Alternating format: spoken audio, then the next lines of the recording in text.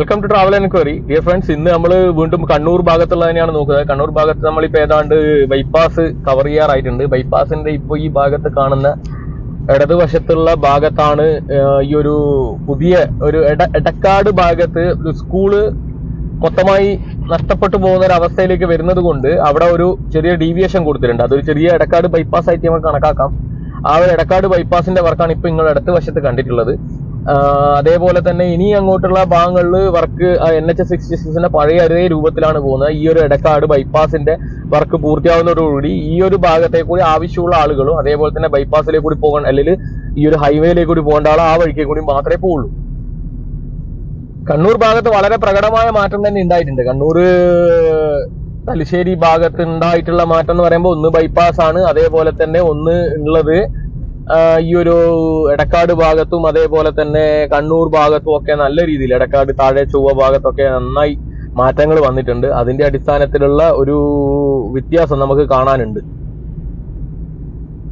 ഇവിടെ ഒരു railway crossing ഉണ്ട്. അപ്പൊ അതിന്റെ അടിസ്ഥാനത്തിൽ പണ്ട് കാലങ്ങളിലൊക്കെ എന്ന് പറഞ്ഞു കഴിഞ്ഞാൽ വലിയ രീതിയിലുള്ള ഒരു ബ്ലോക്ക് സൃഷ്ടിക്കപ്പെട്ടിട്ടുണ്ട്. ഇപ്പൊ അത് മാറി ഇപ്പൊ ഒരു ബൈപ്പാസ് വന്നതോടുകൂടി ഇവിടെ ഈ ഒരു ലോക്കൽ റണ്ണിങ്ങിലുള്ള വാഹനങ്ങൾ മാത്രം പോകുന്ന ഒരു അവസ്ഥ മാത്രമായിരുന്നു. ഇനി അങ്ങോട്ട് അതും ഇല്ല. വളരെ നല്ല രീതിയിലൊരു മാറ്റം ഈ ഒരു ഭാഗത്ത് സൃഷ്ടിച്ചെടുക്കാൻ പറ്റും എന്നുള്ളത് തന്നെയാണ് നമുക്ക് മനസ്സിലാക്കാൻ സാധിക്കുന്നത്. ഈ ഒരു ഇപ്പോ ഈ ഇടത് ഭാഗത്ത് നിങ്ങൾ വീണ്ടും കാണും ഈ ഒരു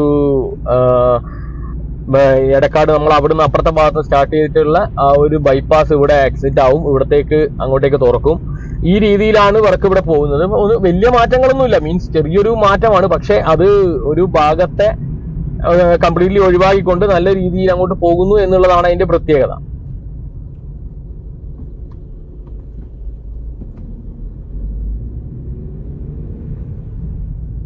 ഇവിടുന്ന് അങ്ങോട്ട് പുതിയ റോഡിലേക്ക് കയറി നമ്മള് ആ ഒരു കാണുന്നുണ്ടാവല്ലോ കാഴ്ച, നമ്മള് ഓട്ടോറിക്ഷ കയറി പോകുന്ന അപ്പുറത്തേക്ക് കൂടി ഒരു സർവീസ് റോഡ് വഴി അങ്ങ് ഇങ്ങോട്ടേക്കുള്ള വണ്ടിയും അതേപോലെ തന്നെ ഇങ്ങനെ അങ്ങോട്ടേക്കുള്ള വണ്ടി പുതിയ റോഡിലേക്ക് കൂടി തന്നെയാണ് വിട്ടുകൊണ്ടിരിക്കുന്നത്.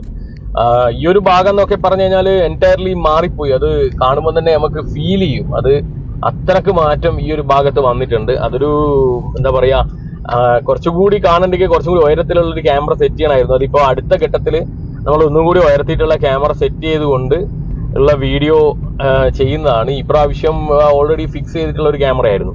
അപ്പൊ അതിന്റെ അടിസ്ഥാനത്തിലുള്ള ഒരു ചെറിയ ബുദ്ധിമുട്ടുണ്ട്. എന്തായാലും ഈ ഒരു കാഴ്ച എന്ന് പറയുന്നത് നമ്മൾ കാറ് പോകുമ്പോൾ കാണുന്ന ഒരു കാഴ്ച തന്നെയാണ്. അത് നമുക്കിപ്പോ ആ കാറ് പോകുന്ന സമയത്ത് ഉയർന്ന് എണീച്ച് നോക്കാനൊന്നും പറ്റില്ലല്ലോ. അപ്പൊ എന്തായാലും അടുത്ത ഘട്ടത്തില് നമ്മള് അങ്ങനെയുള്ള ഒരു ക്യാമറ വെച്ചുകൊണ്ട് ഒരു കുറച്ചുകൂടി ഉയരത്തിലുള്ള, ഇതിപ്പോ നമ്മൾ എടക്കാട് ടൗണിന്റെ സൈഡിലേക്ക് കൂടിയാ പോകുന്നത്.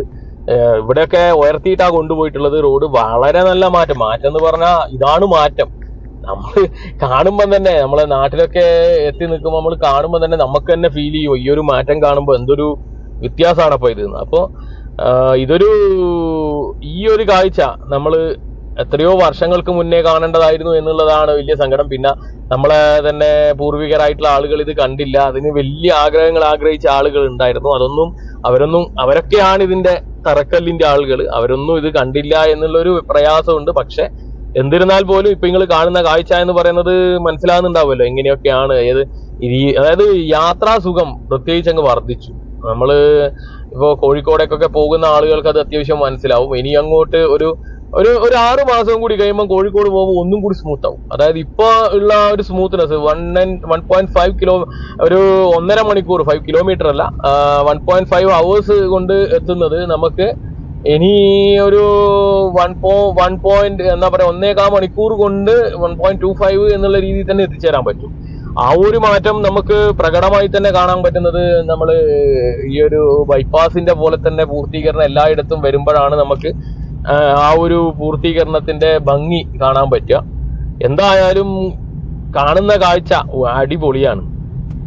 ഇപ്പം 2 സൈഡിലേക്ക് 3 ലൈൻ റോഡ് തന്നെ ഓപ്പൺ ആക്കി കൊടുത്ത ഒരു ഭാഗത്തെ കൂടിയാണ് നമ്മൾ പോകുന്നത്. മുഴപ്പിലങ്ങാട് എത്തി എന്ന് പറയുമ്പോൾ മുഴപ്പിലങ്ങാട് പണ്ടത്തെ ഒരു അവസ്ഥയിലേ അല്ല ഉള്ളത്. മുഴപ്പിലങ്ങാട് അങ്ങ് മാറിപ്പോയി. മുഴപ്പിലങ്ങാട് കാണില്ല. നമ്മൾ ബൈപ്പാസ് ഈ ഒരു ഹൈവേയിലേക്ക് കൂടി പോകുമ്പോൾ നമ്മൾ മുഴപ്പിലങ്ങാട് കാണില്ല. പണ്ട് നമുക്ക് ഏത് ഭാഗത്തേക്ക് വേണമെങ്കിലും അങ്ങോട്ട് വേണ്ടിക്ക് ഇങ്ങോട്ട് വേണ്ടിക്ക് തിരിയാൻ പറ്റുന്ന ഒരു അവസ്ഥയായിരുന്നു. ഇപ്പൊ അതൊന്നുമില്ല. ഇപ്പൊ നമുക്ക് നേരെ പോയി ഈ ഒരു ഹൈവേന്റെ മുകളിലേക്ക് കൂടി അങ്ങനെ അങ്ങ് പോകാൻ പറ്റുന്ന രീതിയിലുള്ള ഒരു റോഡാണ്. ഒന്ന് പുറത്ത് ക്ലോസ്ഡ് ആക്സസ് എന്ന് പറഞ്ഞാൽ ഇതാണ്. അതായത് ഒരു തരത്തിലും ലോക്കൽ ട്രാൻസ്പോർട്ടുകൾ ഈ ഒരു ബൈപ്പാസിനെയോ അല്ലെങ്കിൽ യാത്രയെ മുടക്കുന്ന രീതിയിലുള്ള ഒരു പ്രക്രിയ ഉണ്ടാവില്ല, കണക്ഷനും ഉണ്ടാവില്ല. നമുക്ക് എക്സിറ്റ് എൻട്രി ആക്സസിലൂടെ അല്ലാതെ മറ്റൊരു ഭാഗത്തേക്ക് കൂടി നമുക്ക് പോവാൻ പറ്റില്ല എന്നുള്ളത് തന്നെയാണ് ഇങ്ങനെയുള്ള റോഡിന്റെ ഗുണം. ഇപ്പൊ നമ്മൾ ഏതാണ്ട് നമ്മളെ തലശ്ശേരി ബൈപ്പാസിന്റെ മുഴപ്പലങ്ങാട് ഭാഗത്തുള്ള എൻട്രിയിൽ എത്തിയിട്ടുണ്ട്. എൻട്രി എക്സിറ്റ് ആണ്, ആ ഒരു ഭാഗത്ത് എത്തിയിട്ടുണ്ട്. നമ്മളിനി നേരെ എന്റെ നാട്ടിലേക്ക് പോവുകയാണ്. ഞാനിപ്പോ കണ്ണൂരിൽ നിന്ന് വരുമായിരുന്നു. അപ്പോ ഇനിയിപ്പോ എന്റെ വീട്ടിലേക്ക് പോകാൻ വേണ്ടിയിട്ട്, അപ്പൊ പണ്ട് കണ്ണൂർ പോകുന്ന സമയമല്ല ഇപ്പൊ നമ്മൾ എടുക്കുന്നത് എന്നുള്ളതാണ് അതിന്റെ പ്രത്യേകത. 9 മിനിറ്റ് കൊണ്ട് ഞാൻ അവിടുന്ന് ഇങ്ങോട്ടും എത്തി എന്നുള്ളത്. അതായത് മൊത്തം 18 മിനിറ്റാണ് എടുത്തത്. പണ്ട് നമ്മള് ഒരു കണ്ണൂർ യാത്ര എന്ന് പറയുമ്പോൾ ഏതാണ്ട് ഒരു മണിക്കൂർ റേഞ്ചിലുള്ള ടൈമിംഗ് ആണ്. ഇപ്പൊ അതില്ല, ഇപ്പം അതിലും വേഗം എത്തുന്നുണ്ട്. ഇപ്പൊ നമ്മൾ ഏതാണ്ട് ധർമ്മടം പാലത്തിന്റെ ആ ഒരു റേഞ്ചിലേക്ക് എത്തിയിട്ടുണ്ട്. ധർമ്മടം പാലം കഴിഞ്ഞ് കഴിഞ്ഞാൽ പാലം എത്തിക്കഴിഞ്ഞ് അതിനുശേഷമുള്ള എക്സിറ്റ് കൂടിയാണ് നമുക്ക് അങ്ങോട്ടേക്ക് കയറേണ്ടത്. ഇപ്പൊ ഇന്നലെ ഒരു ആള് പറഞ്ഞിരുന്നു നമുക്ക് എങ്ങനെയൊക്കെ ഈ ഒരു കണ്ണൂർ എയർപോർട്ടിലെത്താം. നിങ്ങൾ ഈ ഒരു റൂട്ട് തന്നെ വരിക, ഈ റൂട്ട് തന്നെ വന്നു കഴിഞ്ഞാൽ നിങ്ങൾക്ക് പിണറായി ഭാഗത്ത്, അതായത് ഞാനിപ്പോ ഇറങ്ങുന്ന ഒരു എക്സിറ്റ് കഴിഞ്ഞാൽ അടുത്തൊരു എക്സിറ്റ് ഉണ്ട്. ആ ഒരു എക്സിറ്റിൽ പിണറായി എക്സിറ്റിലേക്ക് ഇറങ്ങിക്കഴിഞ്ഞാൽ നിങ്ങൾക്ക് നേരെ കണ്ണൂർ എയർപോർട്ടിലേക്ക് പോകാം. ഒരു അതായത് ഊട് വഴികളിലൂടെ പോകേണ്ട ആവശ്യമില്ല. കണ്ണൂർ എയർപോർട്ടിലേക്ക് പോകാൻ വേണ്ടിയിട്ടുള്ളൊരു വഴി ചോദിച്ചിരുന്നു. ഞാനത് ഒരു മാപ്പ് നാളെ ആ ഒരു വീഡിയോ വെച്ച് തന്നെ ചെയ്തൊരു ഷോർട്സ് വീഡിയോ ഇട്ട് തരാം, എങ്ങനെ നമുക്ക് കണ്ണൂർ എയർപോർട്ടിലേക്ക് പോകാം എന്നുള്ളത്. വളരെ എളുപ്പത്തിൽ എത്തിച്ചേരാൻ പറ്റും കണ്ണൂർ എയർപോർട്ടിലേക്ക്. ഇതിപ്പോ കണ്ണൂർ സൈഡിലുള്ള ധർമ്മടത്തേക്കുള്ള ഒരു എൻട്രി ആണ്. അതായത് എക്സിറ്റ് അപ്പുറത്തെ ഭാഗത്തുണ്ട്, എക്സിറ്റ് ആണ്, എൻട്രി അപ്പുറത്തെ ഭാഗത്തുണ്ട്. അപ്പോ ഇതേപോലെ തന്നെ ഒരു ഇത്തിരി കൂടി പോയി കഴിഞ്ഞാൽ നമുക്ക് ഒരു എക്സിറ്റ് കൂടി ഇതേപോലെ തന്നെ കിട്ടും. ആ ഒരു എക്സിറ്റിലൂടെ ഇറങ്ങി നേരെ ഇടത്തോട്ടേക്ക് കയറുക, ഇടത്തോട്ടേക്ക് കയറി സ്ട്രെയിറ്റ് പോവുക, മമ്പറത്തുനിന്ന് പിന്നെയും സ്ട്രെയിറ്റ് പോവുക. അവിടെ ഒക്കെ ബോർഡ് ഉണ്ട്. ആ ബോർഡ് ത്രൂ നേരെ ഡയറക്റ്റ് പോയി അവിടുന്ന് അഞ്ചരക്കണ്ടി എത്തുമ്പോൾ നമ്മൾ വീണ്ടും വളയുക, അതായത് റൈറ്റിലേക്ക് വളയുക. റൈറ്റിലേക്ക് വളഞ്ഞ് സ്ട്രെയിറ്റ് പോയാൽ മതി, വേറെ എവിടുന്നും ഇതാവണ്ട. എല്ലായിടത്തും ബോർഡ് ഉണ്ട്. ആ ബോർഡ് ത്രൂ പോയി കഴിഞ്ഞാൽ നിങ്ങൾ സുന്ദരമായിട്ട് എയർപോർട്ടിലേക്ക് എത്തും. അതിന്റെ ഒരു ക്ലിയർ കട്ട് വീഡിയോ ഞാൻ ചെയ്തു തരാം. എനിക്ക് എങ്ങനെയാണത് ചെയ്യേണ്ടത് എന്നുള്ളൊരു കൺഫ്യൂഷൻ ഉണ്ട്. ഞാൻ ചെയ്തിട്ട് നിങ്ങൾക്കത് ചെയ്ത് കാണിച്ചു തരുന്നതാണ്. നമ്മളിപ്പോ ധർമ്മടത്തുനിന്ന് ഇപ്പോ ഞാൻ തലശ്ശേരിയൊക്കെ പോവാണ്. ഇപ്പൊ തലശ്ശേരി ഭാഗത്തും മീത്തലപ്പുഴ ഭാഗത്തൊന്നും ഒരു തിരക്കുമില്ല. തിരക്കില്ല എന്ന് പറഞ്ഞു കഴിഞ്ഞാൽ വണ്ടി ഇല്ല. പണ്ടൊക്കെ എന്ന് പറഞ്ഞാൽ മീത്തലപ്പുഴ ബ്ലോക്ക്, അതേപോലെ തന്നെ നമ്മള് കൊളശ്ശേരി കൊടുവള്ളി ബ്ലോക്ക്, അതേപോലെ തലശ്ശേരി ബ്ലോക്ക് മൊത്തം ബ്ലോക്കായിരുന്നു. ഇപ്പൊ എന്ന് പറഞ്ഞാൽ ഒരു ബ്ലോക്കും ഇല്ല. ഇതാണ് അവസ്ഥയുള്ളത്.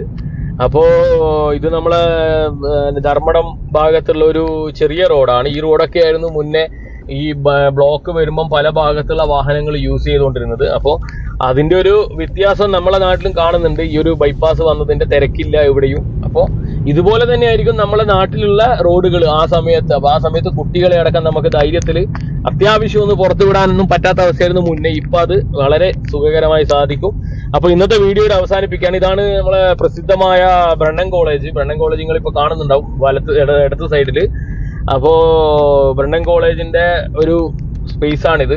അപ്പോ ഇവിടെ ഒക്കെ എത്തിച്ചേരാൻ വളരെ എളുപ്പമാണ്. എല്ലാവരും വീഡിയോ കണ്ടിട്ട് അഭിപ്രായം എഴുതുക. അതേപോലെ തന്നെ ലൈക്ക് ചെയ്യുക. അഭിപ്രായം മോശമായിട്ട് ഉള്ള ആളുകൾ ഡിസ്ലൈക്ക് ചെയ്യുക. ഓക്കെ, സബ്സ്ക്രൈബ് ചെയ്യുക കൂടെ. Okay, thank you.